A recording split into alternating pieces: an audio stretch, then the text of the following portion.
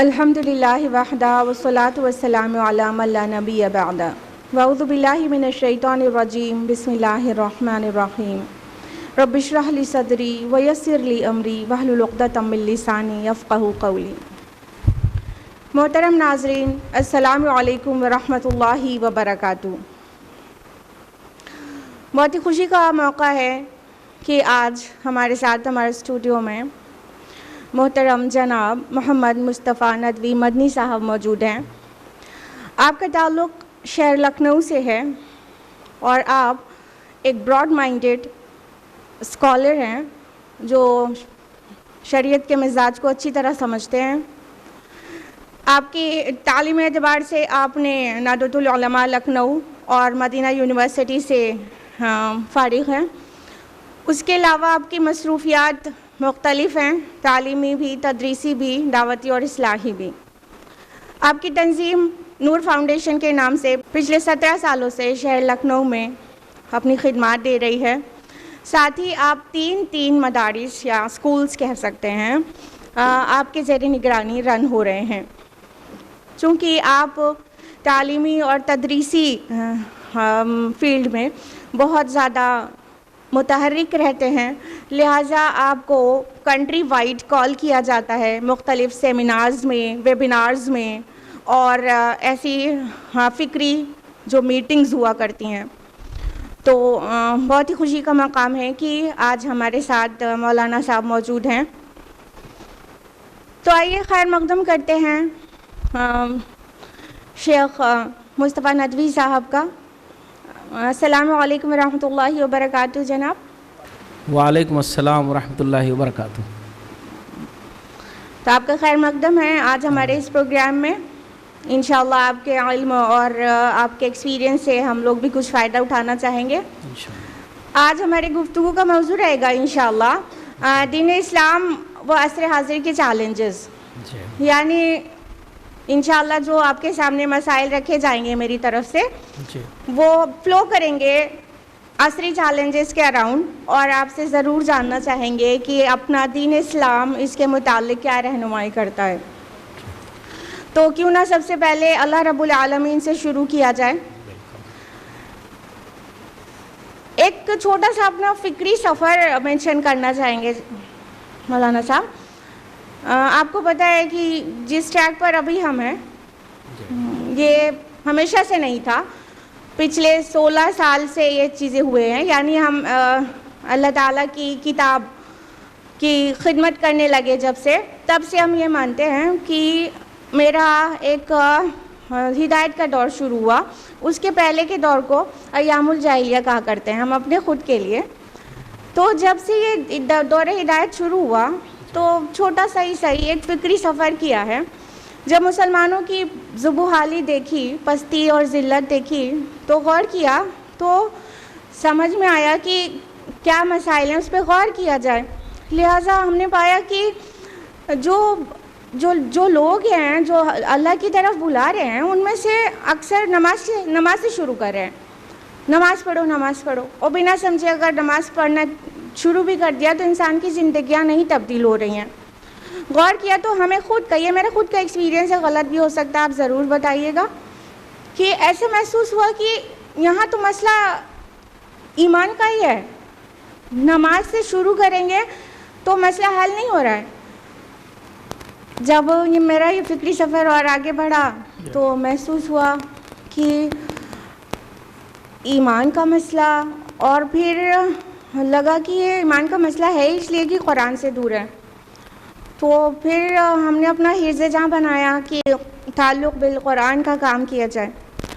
لیکن اب جس نتیجے پہ پہنچے ہیں، جو غلط بھی ہو سکتا ہے آپ ضرور بتائیں گے، جس نتیجے پہ اب ہم پہنچے ہیں وہ یہ کہ ایکچولی سب سے جو بیسک مسئلہ ہے ہم مسلمانوں کا وہ یہ کہ ہم اپنے رب کو پہچانتے ہی نہیں ہیں، ہم کو اپنے رب کی معرفت کا ذرہ برابر بھی حاصل نہیں ہے۔ لہٰذا ہماری عبادات اور ہمارے نیک اعمال میں بھی کوئی وہ اثر نہیں ہے جو ہماری زندگیوں کو تبدیل کرے۔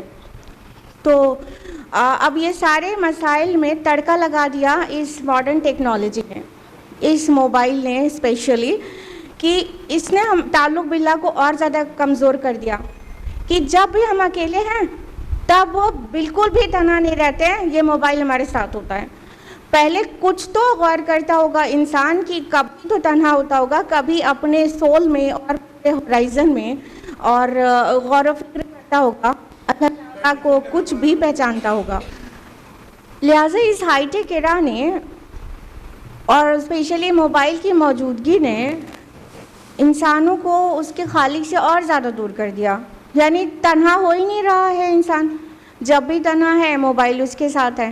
تو اللہ تعالیٰ کے بارے میں سوچنا، اس کی صفات کے حوالے سے یا آفاق اور انفس میں جو اس نے نشانیاں بکھیر کے رکھی ہیں اس پر غور و فکر کر کے اللہ کو پہچاننا، اور پھر اس کے کام کو اس پورے ایمانی جذبے اور قوت کے ساتھ فالو کرنا، یہ بالکل ہی کٹ آف ہو گیا۔ تو جناب میرا سوال یہ ہے کہ اس ہائی ٹیک ایرا میں بہت سارے چیلنجز ہیں، جس طرح فائدے ہیں نقصانات بھی بہت سارے ہیں، تو اس کی موجودگی میں بھی ہم اللہ تعالیٰ سے تعلق اپنا کیسے بہتر بنائیں اور اس کی معرفت کیسے حاصل کریں تاکہ بقیہ چیزیں سنور جائیں۔ اور پلیز آپ اس پہ بھی کامنٹ ضرور کریے گا کہ یہ جو میرا سٹینڈ ہے کہ ایکچولی ہمارا تعلق اللہ سے بہت زیادہ ہی کمزور ہے اور ہم اسے پہچانتے نہیں ہیں، جس کی وجہ سے یہ ساری پرابلمز ہیں۔ تو آپ کی رہنمائی پلیز۔ بسم اللہ الرحمن الرحیم۔ یہ ضرورت ہے آپ کی بھی، ہم سب کی بھی، اور ہر مسلمان کی، صاحب ایمان کی، کہ اس کا تعلق اللہ سے بہت ہی مضبوط رہے، ٹھوس رہے۔ صحابہ کرام رضوان اللہ تعالیٰ علیہم اجمعین اپنے بارے میں کہتے تھے کہ فرساناً بالنہار و رہباناً فی اللیل، کہ وہ دن میں گھوڑوں کے پیٹھ پر ہوتے تھے، فرساناً بالنہار، دن میں وہ گھوڑوں کے پیٹھ پر ہوتے تھے، وہ رہباناً فی اللیل، اور راتوں میں وہ ایک ایسے ہی ہو جاتے تھے جیسے راہب ہوتا ہے، کہ بالکل یکسو ہو جاتے تھے اللہ کے لیے۔ تو دراصل اگر ہم اس حقیقت کو جان لیں اور ہمارا ذہن اس بات پر تیار ہو جائے کہ ہمارا تعلق اللہ سے جڑنا چاہیے، تو اس کے لیے شریعت میں دو چیزیں آٹومیٹک ہیں۔ ایک ہیں عبادات، عبادات وہ ہم کو اللہ سے جوڑتی ہیں۔ جب ہم سجدہ کرتے ہیں تو اللہ سے سب سے قریب ہوتے ہیں، اس لیے عبادات کا اہتمام کرنا اللہ سے اپنے رشتے کو جوڑنا ہے۔ شریعت نے اسی لیے عبادات پر بہت زور دیا ہے، اور یہی وجہ ہے کہ وہ ایک اچھے انداز میں مسلمانوں میں پائی جاتی ہے کہ نماز پر زور دیتے ہیں، وہ غلط نہیں ہے۔ نماز سے جڑنے کا مطلب اللہ سے رشتہ جوڑنا، تو وہ اپنی جگہ مطلوب ہے، اچھی چیز ہے۔ لیکن شریعت نے جو دوسری چیز رکھی ہے اللہ سے رشتہ جوڑنے کی، اس پر ہماری توجہ کم ہے۔ قرآن دراصل اس کو زیادہ ابھارتا ہے۔ وہ چیز کیا ہے جس کو قرآن مجید میں کہا گیا کہ نماز منکر اور فحشا سے روکتی ہے، ان الصلاۃ تنہا عن الفحشاء والمنکر۔ جی، اب ہم نے نماز تو پڑھ لی، لیکن نماز کی وجہ سے جو ہمیں فحش اور منکر سے بچنا چاہیے وہاں ہم توجہ نہیں دے پا رہے ہیں۔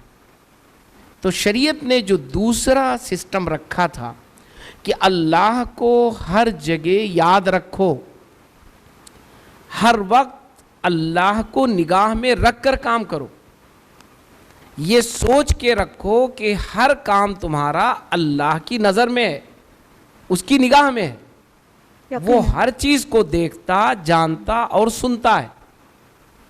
آپ کی ہر چیز اللہ کے ہاں عبادت ہے، شرط یہ ہے کہ عبادت کی روح اس میں پائی جائے، جی، اس کی جان اس میں پائی جائے۔ اس کے لیے اگر آپ کو تنہائی میں 1 گھنٹے 2 گھنٹے آدھے گھنٹے 10 منٹ یکسو بھی ہونا ہو تو وہ طریقہ اپنائیے، ورنہ چلتے پھرتے کام، اپنے بازاروں میں، اپنی مصروفیت میں، اپنی مشغولیات میں اگر یہ آپ کی طبیعت بن جائے، آپ اپنے آپ کو اس کا عادی بنا لیں کہ اللہ تبارک تعالیٰ وہ آپ کو دیکھ رہا ہے، جی آپ اس کی گرفت میں ہیں، آپ اس کی نگاہ میں ہیں، تو یقین جانیے کہ یہ معرفت الہی کا سب سے بڑا ذریعہ بنے گا۔ تو شریعت نے دو چیزیں رکھی تھیں، ایک رکھا تھا جسے نبی کریم صلی اللہ علیہ وسلم نے عبادات کی شکل میں عمل کر کے دکھایا، اسی لیے رسول اللہ صلی اللہ علیہ وسلم نبی تھے، اللہ کو سب سے زیادہ جانتے پہچانتے تھے، لیکن عبادات سے دور نہیں رہے۔ جی تو آج ہم میں سے ہر شخص کو عبادت اہتمام سے کرنا چاہیے، لیکن جو شریعت کا دوسرا پہلو ہے جس میں اکثر ہم غفلت کر جاتے ہیں، وہ یہ کہ شریعت نے ہمارے ہر عمل کو جو اس نیت سے کی جائے کہ اللہ سبحانہ تعالیٰ نے چونکہ ہمیں محنت کرنے کا حکم دیا ہے، کمانے کا حکم دیا ہے، پڑھنے کا حکم دیا ہے، دوسروں کے کام آنے کا حکم دیا ہے، یہ سب ہم اس لیے کر رہے ہیں کہ اللہ نے ہم سے کہا ہے اگر اس ارادے سے ان سارے کاموں کو کرنے لگیں تو اللہ کی معرفت حاصل ہونے لگے گی۔ ایک حدیث ذہن میں آ گئی، حدیث قدسی ہے، اللہ تعالیٰ قیامت کے دن پوچھے گا کہ میں بھوکا تھا ایک مالدار سے، اور اس سے کہے گا تم نے کھانا نہیں کھلایا مجھ کو، یہ تمہاری پکڑ ہے۔ تو بندہ کہے گا اللہ تعالیٰ تو بھوکا ممکن نہیں ہے، تو کیسے بھوکا ہو سکتا اور میں تجھے کھانا کیسے کھلا سکتا ہوں؟ تو اللہ تعالیٰ فرمائے گا کہ میرا فلاں بندہ بھوکا تھا، اگر تو وہاں جا کے اسے کھانا کھلاتا تو تو وہاں مجھے پاتا۔ جی یہ دراصل ہمیں احساس دلانے کی ضرورت ہے۔